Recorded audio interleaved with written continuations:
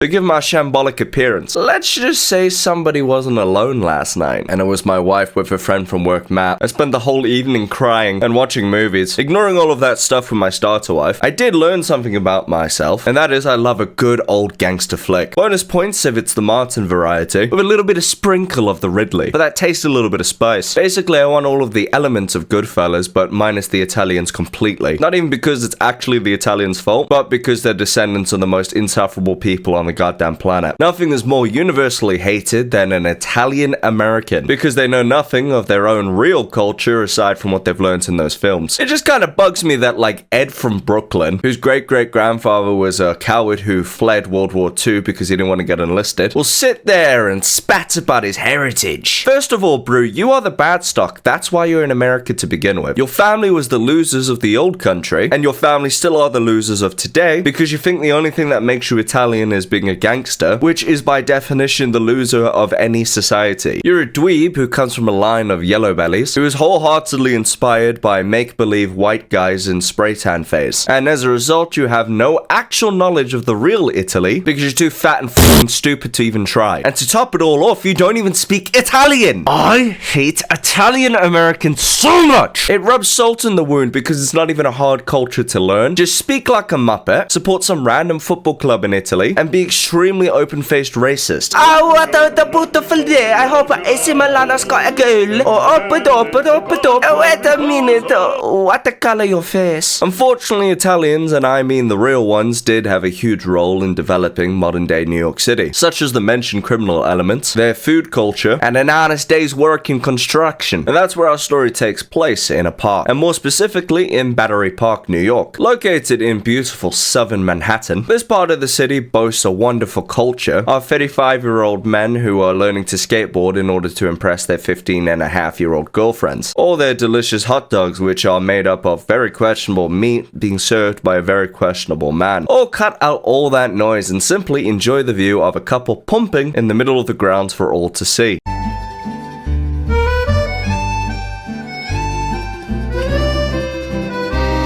Originally shared by the TikTok account Are We Girls or Women, we are treated to a very wholesome video of families enjoying the sun, whilst a pair of people are trying to create a family of their own. Aggressively, might I add. If you're confused and or skeptical about what's happening here, let me assure you as a man who's had many public meetings of the Harrys, although mine being with men who are almost always not gay, and they really love their wives, there is no mistaking what is happening here. A young, in-love couple, presumably because you have to be married in order to do it, is both getting and giving aggressive back shots from the side. A few have suggested that they possibly were just reading under the covers, and I can't dismay that because that brings a huge smile on my face. It just screams of a dude who had a string of stepdads in and out of his life. Bro, you're 22 now. Your mom's friend Ricky never came to hang out under the covers. She was getting rawed. They weren't just wrestling, pal. Just like how this couple in question isn't enjoying literature, they're enjoying each other's bodies. A fact that we know for sure because we have multiple angles, ironically, of the pumping bandits.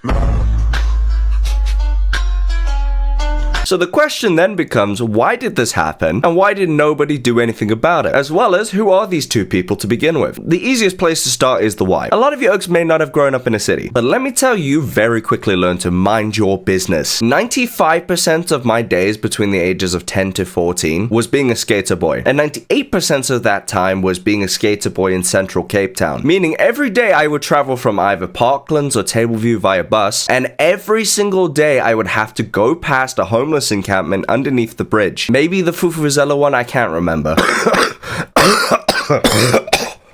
That's disgusting. Almost daily you would see fistfights. Almost daily you would see a bit of needle use. And for sure daily you would see somebody doing a little bit of bumping. But what you would try your hardest to do was make sure those guys did not fucking notice you looking at them. They have nothing to live for. You think they would think twice about ripping your neck out with their teeth? That's protein, baby. So the same principle applies here. If you think for a second a seasoned New Yorker would even take the chance in confronting the crazy people who are bold enough to slap patties in front of everybody, you are mull. Now for the how, they were horny, dude. I mean, I literally can't judge. I have fully gotten top in the middle of a park in broad daylight, and somehow I thought putting my magical coat on top of her head would make her invisible. Harry Potter style. Harry, we've got to go! Just give me a second. No, Voldemort's coming! Yeah, Voldemort's not the only one who is. Where's Hermione? I'm here, Ron! Hermione, what are you doing? That is forbidden magic. Ron, I keep telling you it's not forbidden. You just can't get any. As for the who, I'm afraid we really don't know. In spite of mine and others' best efforts, nothing of any real merit has come aside from a few jokes. In spite of us having actual images of our budding sex offenders, we can't seem to find any info on the pair. The closest I've gotten so far is for a TikTok account that goes under the handle Unhinged Anime, who claims to be the man with grass stains on his ass, but I'm not fully convinced. As in some videos, he's doing a satire referring to the couple in third person, and in others, he's claiming to be the man. Credit due where credit is, because he does look an awful lot like the man who pumps between the mushrooms, so I figured to give it a little bit more research. Starting with the classic Instagram, normally there'll be a bit of a slip up, a tag to an individual person, or a little bit of an @ here, in spite of it being a content page, but no such luck this time, nor could I find where he was based out of. The second attempt was checking his YouTube description, as it will often tell you where the channel was formed and what year it was, but another dead end, I'm afraid, leaving me no choice but to do an actual little bit of work and watch everything he's ever made. A task that gave me no pleasure, as I hate anime and I hate anime fans as a whole. So having to listen to minutes upon minutes of why Naruto is as powerful as Naruto is, or how Luffy has Toon Force, made me want to regress a couple years and scream a certain F slur at the top of my lungs. But I persisted and I got lucky, as his first mistake was having children. In one of his videos, he was showing off a truck that he got from the TikTok shop, and in that same video, he also happened to show his actual truck. I was hoping at some point he would pan over to the truck's license plate, so I could then scan the plates and check them against his area code, but he's too crafty and too intelligent. But at least I figured out from looking at that video, this is definitely not New York, unless it's just Staten Island. So it's still possible that it could be him. But mistake number 2 came from his ego and, again, his children. As an anime fan, he couldn't help but respond to a consistent hater who kept tagging him in his comments over and over and over again because of a certain anime opinion he didn't agree with. That F slur really is touching the tip of my lips right now, prompting the anime fan man to respond. Anime homie, you laid it up, so now I get to drag my nuts across your face as I slam dunk. In this video, he claims to own a firearm. In New York City, it is extremely hard to own a firearm. And furthermore, his TikToks had hashtag satire in them. Fuck! I could have saved myself so much time by just checking the description one time. Let that be a lesson to you, Oaks. Effort does not pay off, and it truly helps to be lazy. And another lead that I had on the New York City couple unfortunately already came out and said that they were joking. So unfortunately, I'm stuck at the top of a flagpole ass first. I'm just gonna have to enjoy the rough ride down, leaving me with no more options aside from asking you guys if you know any information, and I mean real information, send it my way. Not because I want you to shame them, or not because I'm going to shame them, even though they do deserve it a little bit, but I want to interview at least the man so badly. Sometimes it's chill to snitch, Oaks, when you're doing it for a friend named Dino. What isn't chill, however, is when you don't subscribe to Dino so you can't see that interview come out, hopefully. Legally subscribe, homies, and I'll see you later. Bye bye.